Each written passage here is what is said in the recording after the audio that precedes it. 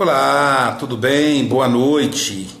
Nós vamos iniciar mais um Você no Divã, hoje com o tema autoestima. Eu estava sem tema, pedi sugestão na internet, depois eu vou colher, viu? Outros temas a gente vai usar nos próximos Você no Divã. Mas hoje vamos falar sobre autoestima. Hoje eu não estou no meu estúdio habitual, né? Eu estou viajando, que eu vou fazer uma palestra às 20 horas, aqui em Conselheiro Lafayette, Minas Gerais. Estou aqui então falando de Conselheiro Lafayette com vocês. E o tema hoje então é autoestima. Nós vamos conversando e vocês podem sugerir perguntas, podem sugerir reflexões acerca do tema autoestima. O que seria a autoestima? O que seria o amor a si mesmo, que muitos confundem. Durante muito tempo foi quase como se fosse um pecado falar de amor a si mesmo. Boa noite, Saia Cruz. Eu peço a vocês que coloquem a cidade de onde vocês estão, porque a minha memória já não é muito boa, faz parte da idade, 53, então a idade não é. Tiago Silva, boa noite, Tiago. Tiago também está me desejando boa noite, Tiago. Hoje eu estou em Conselheiro Lafayette, Minas Gerais. Não estou em Guarapari, na cidade de Saúde, como de habitual. E hoje vamos falar então sobre autoestima, né? Áureo Freitas, de Ubá. Olá, Áureo. Senti falta de você no Ceifa, rapaz. Boa noite. A Saia Cruz é de Vila Velha. A Vilma Félix também compartilhou. Vou pedir vocês para compartilhar aí, para aumentar a nossa audiência. Está subindo, viu? Está subindo aí numa velocidade danada. Tana Maria, de Caruaru, Pernambuco. Gostei muito das suas postagens hoje, Tana Maria, no Facebook. Gilson, boa noite, do Espírito Santo, né? Gilson Tostadius, nome diferente. Boa noite, Gilson. Ana Cristina Seidel Carneiro, de Vitória, Espírito Santo. Boa noite, Ana. Cristina Diogo. Olá, Luiz, seu filho da Estael de Astolfo Dutra. Ok, Cristina. Cristina Moro, quer dizer, Cristina que mora na Espanha, desculpa. Adoro suas palestras. Boa noite a todos que estão aí atentos. Então, Cristina, hoje nós vamos falar da autoestima. A autoestima, então, pessoal, começa com a nossa dificuldade em amar a nós mesmos, como se fosse um pecado. Porque tá ali Júnior Bairral, de Aperibé, Rio de Janeiro. Michele Maria, de Caruaru. Um abraço, Michele. Júnior é o rapaz que faz os meus cartazes. Quando vocês verem um cartaz bem bonito aí no Facebook, é o Júnior quem faz, gente, das palestras. Júnior está fazendo agora a capa do próximo livro. Parabéns, Júnior, pelo trabalho. Então, na Idade Média, a ideia era a autocomisseração, a autoagressão, sacrificar o corpo para iluminar a alma. Esse era o conceito medieval de iluminação do espírito. Então eu sacrifico a carne para iluminar o espírito. Nós vamos ver, por exemplo, os monges medievais se autoflagelando com chicotes com ponta de aço ou de caco de vidro. Então eles se auto-chicoteavam e o chicote tinha na ponta o caco de vidro ou ponta de aço. Então cortava as costas, sangrava. E isso fazia, para eles, isso era uma maneira de iluminar o espírito.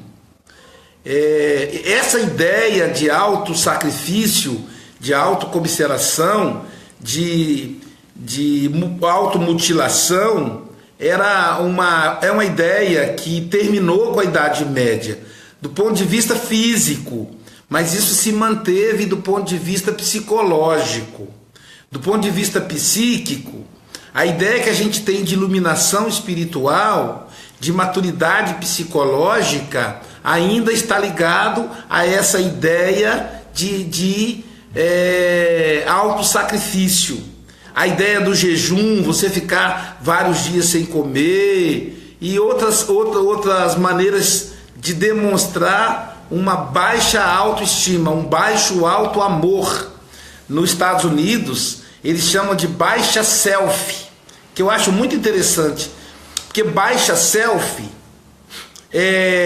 não fica aquele monte de palavra parecida. Por exemplo, quando você fala baixa autoestima, fica estranho, né? Porque baixa alto, a gente acha que é baixa alto com L, mas é alto com U, alto de si, é autoestima, estima a si. Então, você falar baixa estima também é estranho, porque fica baixa estima o outro, né? Então, lá nos Estados Unidos eles usam o termo baixa self, ou seja, baixa amor a você mesmo, né? Baixa autoestima, baixa self. Então, a pessoa que tem baixa self é como se ela quisesse punir a si mesmo. Ela está envolvida por culpa. O Auro está dizendo, também senti falta de estar presente do Ceifa. Nos encontramos o ano que vem, meu amigo, né? Na próxima Semana Santa nos encontramos de novo. E essa história com o Áureo aí, pessoal, de Ubá, é que lá em Santos Dumont, na Serra da Mantiqueira, no meio da mata, a gente faz uma imersão espiritual toda Semana Santa. Já faz mais ou menos uns 20 anos que eu faço. As pessoas ficam 3 dias comigo estudando a série psicológica Joana de Ângeles.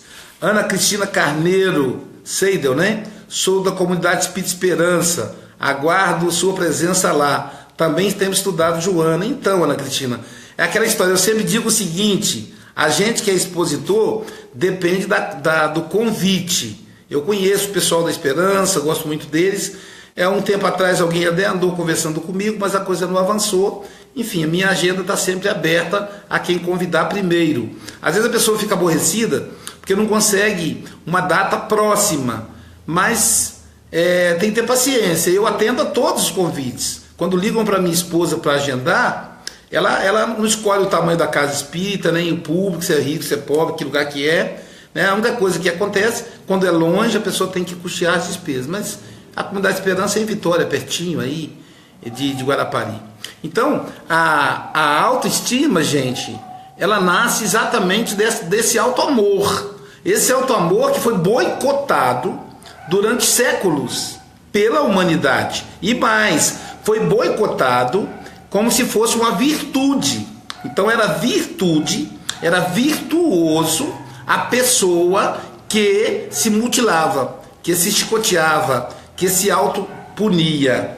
Então hoje, não fazendo mais com objetos externos, nós fazemos com objetos internos, internamente. Então nós achamos que temos que nos punir. E isso faz com que a gente sinta baixa autoestima. Por exemplo, para a gente deixar isso bem mais claro, uma pessoa que casa com isso acontece muito no casamento. Eu não gostaria de falar só sobre casamento hoje, mas não tem como não falar, porque são duas pessoas, né? São onde aparece muito isso, no casamento. Boa noite, Ivana. Ivana de Nova York, minha amiga Ivana. Então, é importante que a gente tenha em consciência no casamento de duas pessoas. Quando a gente conhece a nossa pessoa amada, a pessoa que a gente vai se casar, a gente tem normalmente uma imagem deturpada da pessoa, né? Ela é perfeita, a gente não vê defeito. Isso faz parte do processo de paixão, né? E a paixão é fundamental para que haja um relacionamento. Então faz parte da paixão a gente ignorar qualquer defeito que a outra pessoa tenha. E aí então a pessoa parece perfeita. Eu me lembro, né, quando eu conhecia a Jailza, minha esposa, nós temos 26 anos de casados, e eu então me lembro quando eu olhei pela primeira vez, né, o meu encanto, tudo dela, eu gostava do cheiro dela, eu gostava do cabelo, de tocar no cabelo, eu gostava de olhar nos olhos dela, o jeito tímido, tudo me encantava, né? Cada gesto dela era encantador para mim. Então, aí a pessoa por quem a gente se apaixonou, e aí a gente se casa. Logo depois, essa paixão tem que passar dando lugar à realidade. Jaisa continua bonita, continua cheirosa, os cabelos dela continuam sendo muito bonitos, mas também eu tenho que pensar o seguinte: por que ela se casou comigo? Ela se casou comigo porque também eu sou bonito, sou cheiroso, porque eu a mereço. Aí é que entra o processo do alto amor. É essa equação matemática. Por que ela se casou comigo? Você tem que fazer esse cálculo. E as mulheres, elas têm uma sensibilidade um pouco mais aguçada que os homens. A mulher, muitas vezes, ela escolhe o homem por um conjunto de características que vão desde as características físicas, as características intelectuais, morais, tudo é levado em consideração. O homem não, o homem é mais superficial, ele olha mais a parte física. Vocês viram como é que eu descrevi minha esposa? Né? O cheiro, o cabelo, o olhar, o rosto, o gesto. E em momento nenhum eu descrevi as características morais dela. É típico do ser masculino.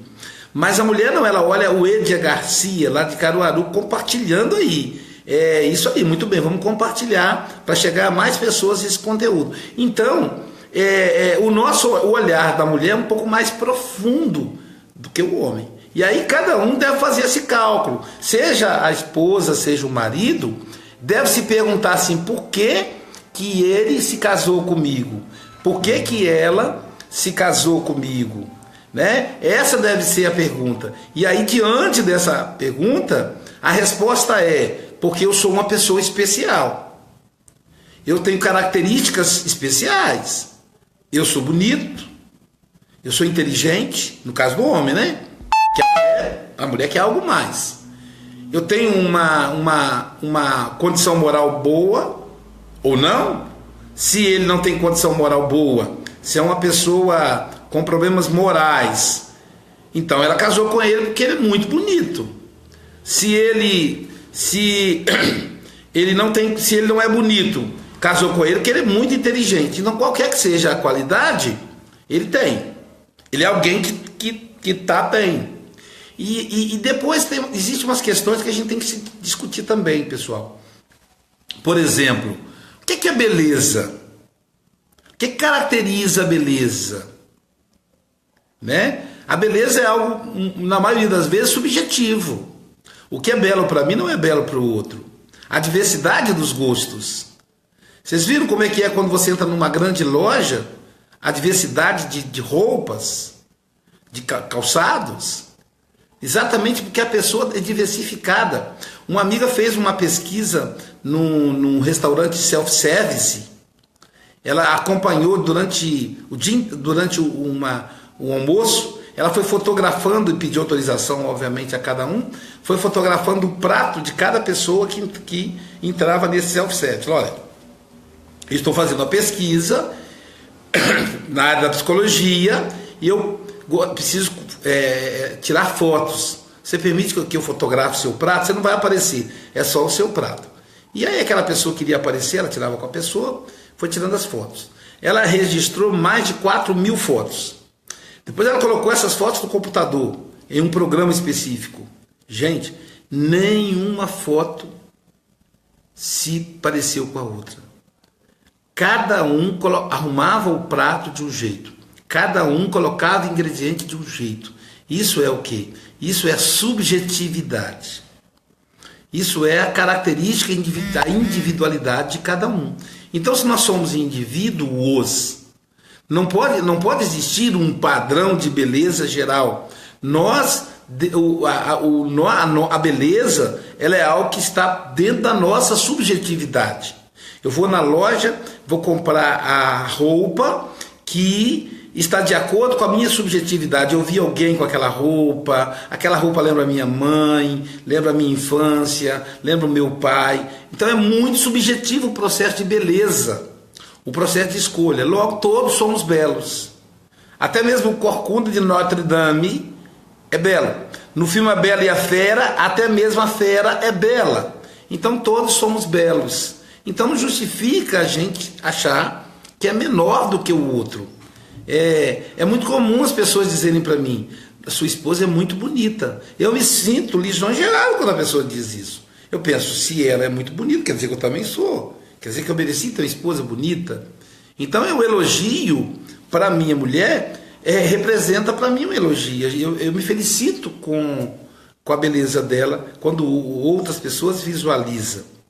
Então, no casal, com o tempo, o que ocorre? Uma das partes, por algum motivo, seja por causa da tristeza, seja por causa da depressão, começa a não se cuidar mais. Então os cabelos começam a embranquecer. Porque faz parte da idade, né? E nem sempre a pessoa faz aquele retoque. Fica 3 a 5 centímetros de cabelo branco no pé do cabelo. Não cuida da parte física, não faz atividade física. Ela começa a desanimar consigo mesma. E aí qual é o problema? O outro então passa a ficar maior do que ela.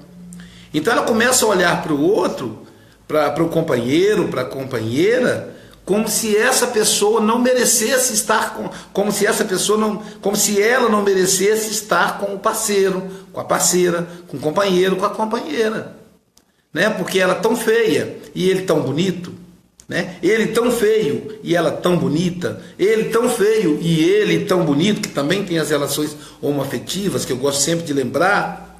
Então, nessas relações, então uma parte começa a se sentir mais feio.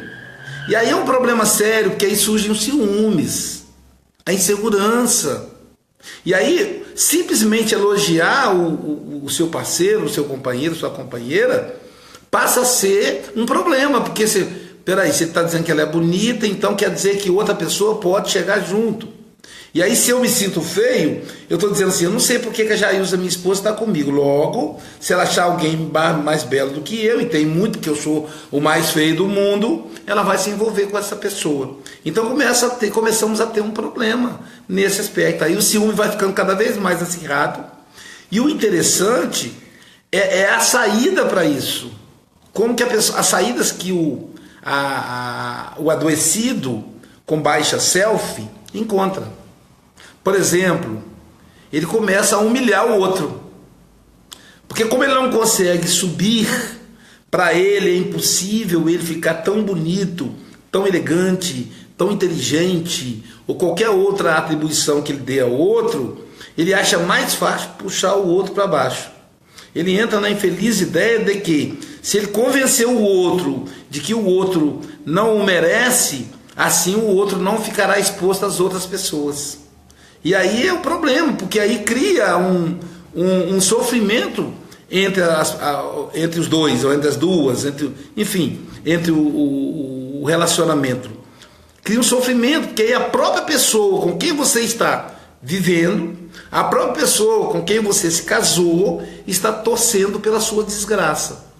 Quanto pior você ficar, melhor para o outro. E aí não há quem tolere.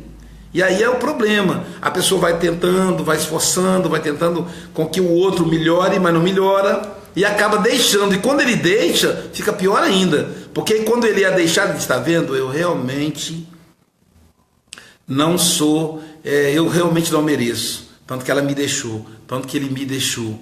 E aí, não raro, parte para a agressividade.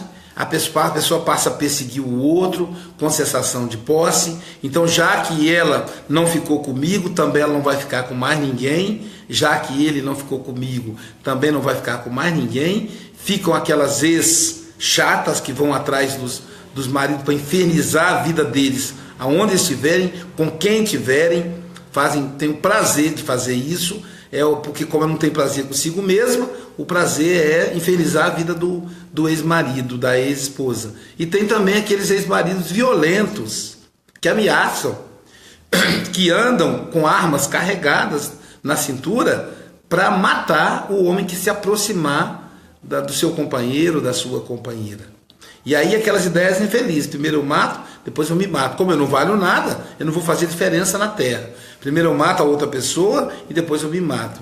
Então você vê então olha o perigo que é a baixa autoestima. Ela é muito mais perigosa do que nós imaginamos. E a baixa autoestima, do ponto de vista da psicanálise, ela tem a ver com o problema, o processo narcísico. É um problema aí no complexo narcísico. No processo narcisista, nós nos apaixonamos pela nossa própria imagem. Aí é um processo extremo, né, de autoadmiração, de autoestima. Não seria nem autoestima, é também uma distorção de imagem. Seria mais ou menos assim, um extremo. Então, assim, uma distorção de imagem. Eu sou o homem mais belo do planeta, o mais inteligente. Todos têm que se render a mim. Esse é o narcisista. E o outro extremo é a pessoa que tem baixa autoestima. Eu não valho nada. Ninguém vai querer conversar comigo. Ninguém vai querer me contratar para trabalhar para ele. Ninguém vai querer me namorar porque eu sou muito feia, sou muito feio. É o outro extremo. Então a gente percebe aí que os dois representam distorção de imagem. Os dois apresentam afastamento do ego. De algum momento, no caso do narcísico, no caso do narciso, há um domínio do que a gente chama de id, né? O id domina e o superego não age, é o narcisista. Então aí há um enfraquecimento do ego, porque o ego é aquele que regula, o ego sou eu, o ego é aquele que arbitra, é aquele que escolhe, aquele que determina quem está com a razão, se é o id ou é o superego. O id representa os nossos impulsos inconscientes e o superego representa as leis sociais, a moral social. Então, muito bem. Depois você pode acabar, vai ficar gravado aqui, Ana Cristina. Você pode depois assistir, tá bom? Você compartilhou, então vai ficar gravado na sua página. Então, o narcisista, então, de um lado tem o id, né? Que é os impulsos. Do outro lado tem um superego, que é o controle desse impulso. Quando um dos dois, se eles dominam, não é bom para o indivíduo. Demonstra imaturidade psicológica. No meio dos dois tem aí o ego, o eu. O eu que vai determinar quando deve ser o impulso levado adiante e quando não deve ser. Ele vai escutar os dois como se fosse duas forças e vai definir com quem ele vai ficar. Eu vou dar um exemplo. Você tem o impulso de distribuir lanche com os moradores de rua, ok? Sua cidade, você percebe agora no inverno que eles estão com fome, que eles estão com frio, e você tem uma ideia. Ideia, impulso. Você tem uma ideia. Eu vou distribuir lanche, vou fazer uma campanha do agasalho e vou ajudar os moradores de rua. Para isso eu terei que sair de casa 10 horas da noite, porque é quando eles já terminaram de catar latinha, de recolher reciclados, que estão deitados para dormir. É uma ideia, é um impulso eros, é o impulso do bem. Do outro lado vem o superego. Olha, e o governo? Quem deveria tomar providência disso é o governo. Você não paga seus impostos? Boa noite, Sheila Leal Ramos. Você não paga os seus impostos, o superego vai dizer pra gente. E outra coisa, é perigoso, você vai sair de casa 10 horas da noite, você não sabe como é que tá. A violência cresceu muito. E essas pessoas, você não sabe quem são. Você também não tá. Elas escolheram ficar na rua. Então ele vai argumentar para eu não ir. Compreende? Para eu não ir. O id diz, vai, ajuda. A vontade de ajudar, o superego diz, não ajuda. E eu vou dizer, bom, aí às vezes eu vou falar, eu vou seguir o superego. Você tem razão, eu não vou ajudar, não vou arriscar a minha vida, não. E aí eu continuo. Aí eu vou matar aquele impulso criativo. Isso é o id e o superego. Se eu escutar o id, muita gente escuta, aí eu vou sair, vou chamar os amigos, vou sair numa caravana, vou ajudar os moradores de rua. Em Recife, por exemplo, os caras compraram um carro com caixa d'água, com banheiro, onde o morador de rua pode tomar banho, fazer a barba e receber uma roupa limpinha, cheirosa, além um kit, né? Além do alimento. Ou eu vou mexer com isso não. Isso é problema do governo. Entende? Eu que vou definir o que eu vou escolher. Agora vamos pensar no id de uma outra situação. O id diz assim para mim, olha, você vai dar uma volta, você é jovem, arranja uma mulher, você está sozinho, né? Você é casado, mas a sua esposa não está vendo. É o impulso do id. O superego diz, não faça isso. Você tem um compromisso conjugal, você pode perder seu casamento, você pode perder sua família, e aí eu vou avaliar. Percebe? Então o tempo todo eu estou ali, eu estou sob pressão, eu vou escolher um ou outro, né? O id eros e o id thanatos. O id eros é o id da vida, é o id do amor. O id thanatos é o id da morte. E do outro lado eu tenho o superego regulando esses ids, esses impulsos de vida e de morte. Então, o narciso, o narcisista, é aquele que deu vazão aos seus impulsos de narcisistas. É aquele que se acha o mais importante, né? É aquele personalista, é aquele prepotente que não aceita sugestão de ninguém, todos devem obedecê-lo. O narcisista é aquele que está sempre com razão, ele nunca sequer pede desculpas, porque o outro, foi apenas uma pequena falha, pedir perdão, isso não existe para o narcisista. Para ele está sempre certo, o outro é que está errado. Do outro lado, a gente tem aí a pessoa com baixa autoestima, então a pessoa não tem impulso mais, ela obedece o superego. O superego agora passou a dominá-la. Olha, você não pode fazer isso, você não pode fazer aquilo. E ela então perde a vontade de viver, perde o impulso de viver. É a pessoa que tem baixa autoestima. Um exemplo máximo da baixa autoestima é o depressivo, né? O depressivo é o cume da baixa self, né? De como a pessoa já não se ama mais. Então o depressivo, se você vai visitar, ele fala, nossa, eu estou tão mal que meus amigos estão vindo me visitar. Se você não vai visitá-lo, ele vai dizer, nossa, eu estou tão mal que nem coragem para visitar eles têm. Eles têm medo de se contaminar de tão mal que eu estou. É a baixa autoestima. A baixa autoestima muitas vezes representa culpa inconsciente. Então é interessante você buscar de onde vem a sua culpa, né? E aí tem uma zona de conforto também. Não pense que a pessoa que tem baixa self é completamente infeliz, não. Ela tem ali uma zona de conforto. Para ela é interessante ficar ali naquele mundinho, porque aí ela não precisa esforçar, ela não precisa estudar, ela não precisa tomar banho, ela não precisa se cuidar, né? Ela não precisa se depilar, né? Então ela não vai precisar passar dor, ela vai precisar trabalhar, vai precisar se dedicar, vai precisar chegar no horário. Por quê? Porque ela não consegue emprego, não é porque ela não chega no horário, ela não consegue emprego porque ela não é competente. E ela se esconde por trás disso, né? Ela não consegue um relacionamento porque ela é feia, porque ele é feio, né? Não é porque não se cuida, né? Não é porque não dedica a si mesmo. Então também é uma zona de conforto. A pessoa quer ficar ali com aquela cara de dó, e você passa e olha para ela, você fala, que dó. E aí ela gosta disso. E aí ela vai alimentando isso, como um gás que vai envenenando, porque envenena, né? A ideia de você falar, coitado, coitada, né?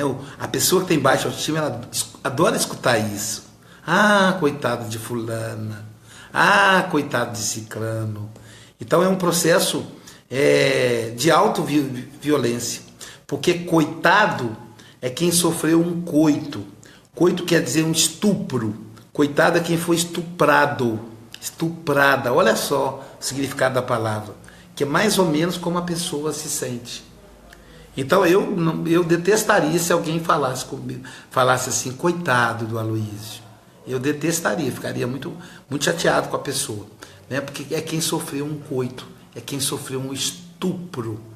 Isso é o coitado. E quem tem baixa autoestima, quem tem baixa self, adora ser chamado de coitado, de coitada. Então é uma infância psicológica. A ideia é sair daí.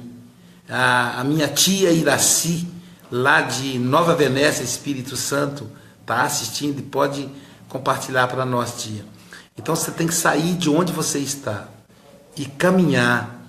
E você é senhora, senhor do seu destino.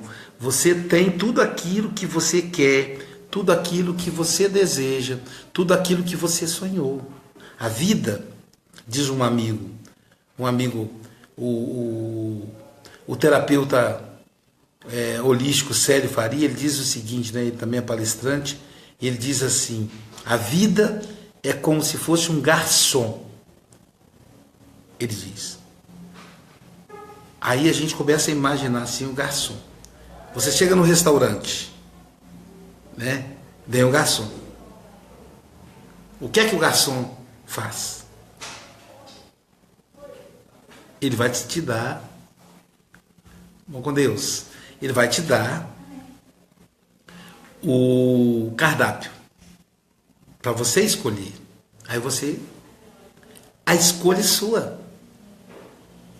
Então, se você está no Espírito Santo, ele vai dizer, ó, aqui a gente tem muqueca capixaba, torta capixaba, temos muqueca de robalo, temos muqueca de banana, tem lá muqueca de ovo, né? Temos peixe frito, peixe assado, temos peroá com molho de cabeche. Ele vai te dar um cardápio. E aí você vai dizer assim: eu quero muqueca de robalo. O que o garçom vai fazer? Ele vai trazer para você muqueca de robalo. Você disse assim: eu quero peixe assado. Ele vai trazer peixe assado. Então a vida é como garçom. Ela te dá o que você quer. Portanto, pense, fique atento no que você quer da vida. Porque a vida vai lhe dar. A vida vai lhe dar. E você terá tudo aquilo que você quiser. Então, não reclame se você não tem tudo. Você tem o que você desejou.